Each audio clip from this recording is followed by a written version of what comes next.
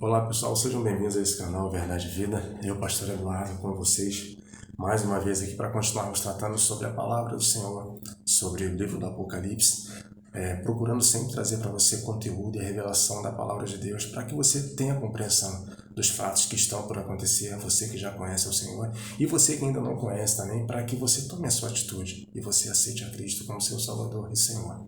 Hoje nós vamos tratar aqui de um assunto que fala sobre o sermão profético. E nesse sermão, Jesus ele fala sobre o arrebatamento da igreja.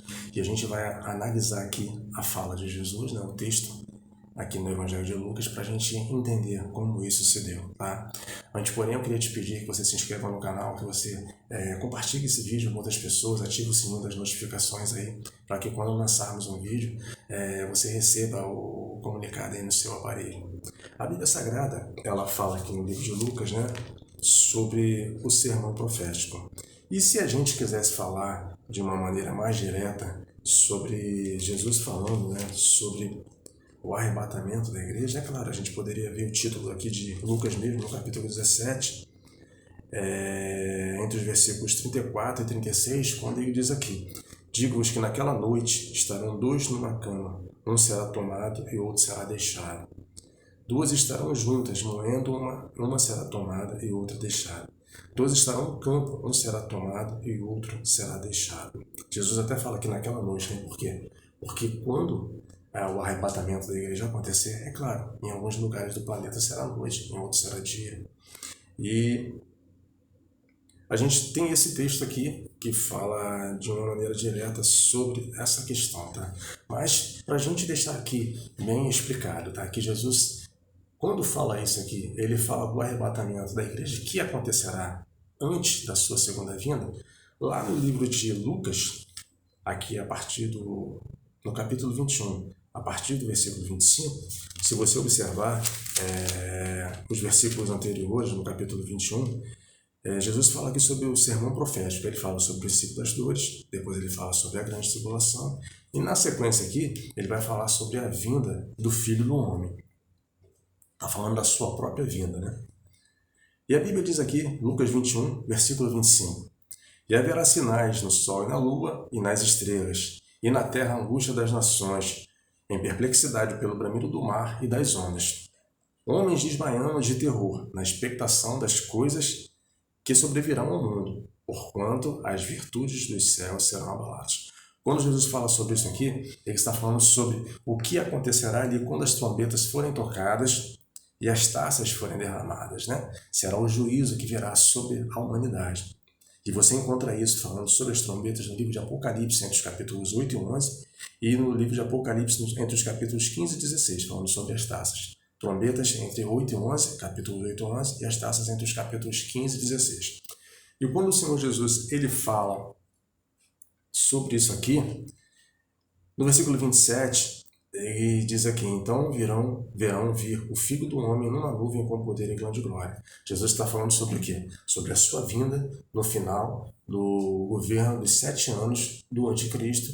E isso aqui acontecerá no final da grande tribulação. A tribulação começa na metade daqueles 7 anos, Nos últimos 3 anos e meio dos 7 anos. E Jesus vem no fim da grande tribulação, e numa nuvem com poder e glória, segundo ele mesmo está dizendo aqui no versículo 27. E o versículo 28 diz assim: ora, quando estas coisas começarem a acontecer, olhai para cima e levantai as vossas cabeças, porque a vossa redenção está próxima. Note que Jesus está falando, para as pessoas que vão participar desses eventos, de ver sinais no sol e na lua, na terra angústia das nações, perplexidade pelo bramido do mar e das ondas. Ele está falando para pessoas que vão participar dessas coisas aqui, que vai acontecer quando? Quando as trombetas e as taças forem tocadas e derramadas na grande tribulação, a partir da metade daqueles 7 anos aí do governo do Anticristo. Só que ele fala para pessoas que vão participar. Olha o que ele diz no versículo 28. Ora, quando essas coisas começarem a acontecer, olhai para cima, aqueles que vão participar disso aqui, levantai as vossas cabeças, porque a vossa redenção está próxima, a redenção daquelas pessoas que vão participar daquilo ali que vai acontecer aí no final da grande tribulação. Tá? E isso aqui ele fala para quem? Para os judeus, que serão salvos naquele período, e para os demais de outras nações. E a Bíblia diz o quê? No versículo 29, e disse-lhes uma parábola: olhai para a figueira e para todas as árvores. Quando já tem rebentado, vós sabeis, por vós mesmos, vendo-as, que já está perto o verão. Aí Jesus diz no versículo 31, assim também vós, quando vides acontecer todas essas coisas, sabeis que o reino de Deus está perto, ou seja, está próximo à sua vinda nas nuvens, conforme o versículo 27.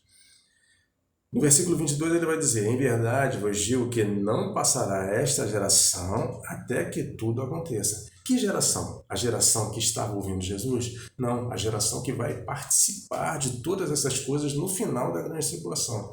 A expectativa de vida, por exemplo, aqui no Brasil, hoje, né, tem aumentado a expectativa de vida do brasileiro entre 60 e 70 anos, né? E ele está dizendo o quê? Para aqueles que viverem naquela época ali, tá? da grande tribulação, aquela geração não passará sem ver essas coisas. Por quê? Porque tudo isso vai acontecer no espaço de menos de 3 anos e meio, que é a segunda parte do governo do anticristo, que nós chamamos de a grande tribulação, os 3 anos e meio final, daqueles últimos 7 anos aqui do governo do anticristo. Então ele está dizendo que todos daquela geração vão passar por isso, ou quase todos, né, fora aqueles que morrerem naquele tempo, né, por morte natural e outras coisas, tá? Eles verão. Por quê? Porque aquilo não vai durar muito tempo. Vão ser só 3 anos e meio e vão acontecer todas essas coisas. E outra, ele fala isso também, por quê? Porque aquela vai ser a última geração. Porque após aquilo ali, Jesus julga o mundo e os salvos vão reinar com ele no milênio aqui na Terra. Então, aquela será a última geração. Quem tiver que ser condenado vai ser lançado no lago de fogo, tá? E os salvos reinarão com Cristo aqui. E a Bíblia diz aqui que o Senhor Jesus ele fala no 33, versículo 33, passará o céu e a terra, mas as minhas palavras não hão de passar. Aí a gente agora tem que observar bem aqui o que ele vai começar a falar a partir entre os versículos 34 e 36, porque aqui ele vai falar sobre o arrebatamento da igreja. E a Bíblia diz aqui, tem um subtítulo, né? A vigilância. Né? Sermão profético continua, aí tem aqui a vigilância. Versículo 34. E olhai por vós, para que não aconteça que os vossos corações se carreguem de glutonaria, de embriaguez e dos cuidados da vida, e venha sobre vós de improviso aquele dia, ou seja, venha de repente, sem que as pessoas estejam esperando por causa desses pecados. Aí o versículo 35 vai dizer, porque virá como um laço sobre todos os que habitam sobre a face da terra. Quer dizer, não haverá aviso, será uma coisa repentina. Isso aqui que vai acontecer, que ele está dizendo aqui, que ainda não completou ainda. Aí o versículo 36 ele vai dizer aqui, vigiai, pois, em todo o tempo, orando, para que sejais havidos por dignos de evitar todas essas coisas que hão de acontecer e de estar em pé diante do Filho do Homem. Como que essas pessoas aqui vão poder evitar todas essas coisas que estão por acontecer, se aqui no versículo 28 ele está orientando aqueles que vão participar de todos esses eventos dos sinais no sol e na lua a levantarem as vossas cabeças e aguardarem a redenção. É claro que Jesus está falando de duas coisas diferentes aqui.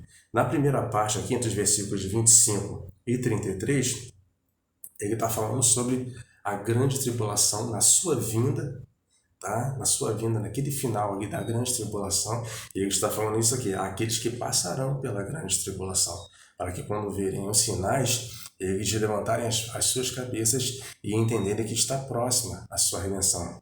Mas aqui no versículo 33, quando ele diz, vigiai, pois, em todo tempo, orando para que sejais havidos por dignos de evitar todas essas coisas que hão de acontecer. Que todas essas coisas? Os sinais, as trombetas e as taças. É isso que ele está dizendo. Então aqui ele está falando sobre o quê? Sobre o arrebatamento da igreja. Tá? Então haverá uma forma de evitar, de passar pelos sinais aqui, que os versículos 25 e 26 declaram. Como? Vigiando, aguardando. Por quê?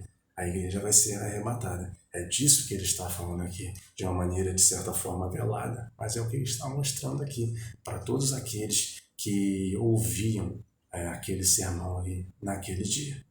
Então, eu espero que tenha ficado esclarecido aqui essa passagem, tá? Que Jesus ele fala sim sobre o arrebatamento da igreja, e muitas vezes quando Jesus ele pregava, ele usava muitas vezes parábolas, né? Para quê? Porque para que eles não os fariseus, os saduceus, eles não pegassem Jesus